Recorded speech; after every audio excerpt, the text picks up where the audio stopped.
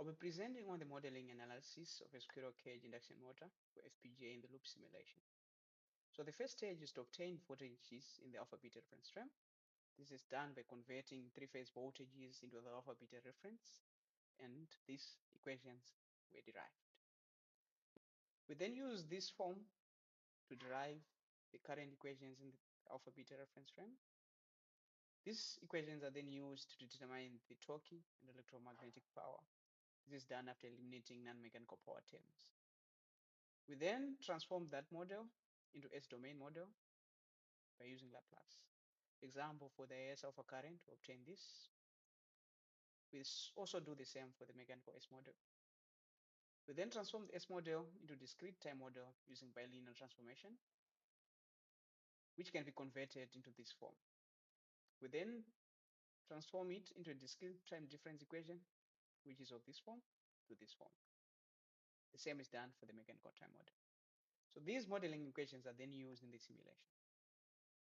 In the Simulink environment, the first stage is to transform the three-phase voltages into alpha beta reference form of this form. So this was done in this function block in which you converted the three-phase voltages taken as inputs into the alpha beta taken as outputs. So the voltages in the alpha beta reference frame are then implemented here to produce the stator and rotor currents. So we're going to look at an example of the stator current in AS alpha to see how it is produced. So if we take the equation that we used earlier, the AS alpha dt is equal to this. So what is basically implemented here is we are taking this subtraction and we are doing it here. We are multiplying this gain with this, that is being done here. We then multiply the whole thing by this gain of 1 by this, which is all this. Then, since this is a differential equation, we need to integrate it to be able to obtain IS alpha. The mechanical model is implemented the same way we did it for the IS alpha current, just combining the equations. For example, here we're just multiplying the product of currents. Subtract them, we get torque. Subtract some load torque, then we get some speed after integration. If we look at the speed obtained, it's around 3000 RPM, which is expected for a two-pole machine.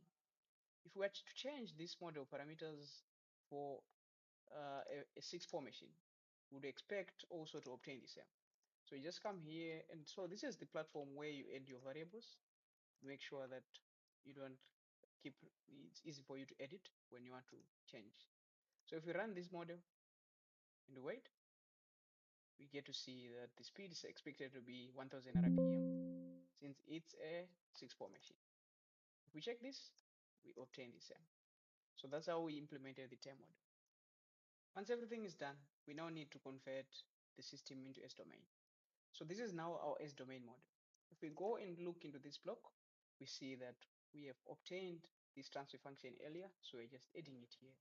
So we do some simple manipulations here from the equations we got. The same thing is done for the mechanical model, as shown here. So if we were to look at the speed, we check it's around also 1000 RPM, which is just the same in the earlier case, since we converted the system to six-pole machine. So this is the FPGA model. So if we go into this block, the electrical model, we see that this alpha current, we just replace the transfer model with this discrete time model. So here we implement the relay blocks, which are going to be acting as memory in our HDL, in our FPGA.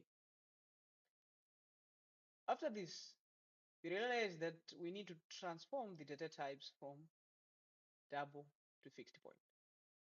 Simulink is this platform called fixed point 2. Fixed point 2 enables us to create this fixed point. You click on iterative point. You click the system in which we want to transform the data types. In this case, it was subsystem 6. So after that, you do some preparation where to then take you to propose data types. Then you apply the data types. So for my system, I applied for 32-bit system. So this is my 32-bit system. We then went on to simulate this case. We see that we obtain also the same 1000, which is for 6-pole. So after doing this, you then need to check your system for compatibility, which you can do here. You click the block, right click, HDO code, then you check HDO for system compatibility. As for outcome, so after doing that, you then generate code. You should also do the same and to generate HDO for the system. In our case, HDO code produced is this. So that sums up the project.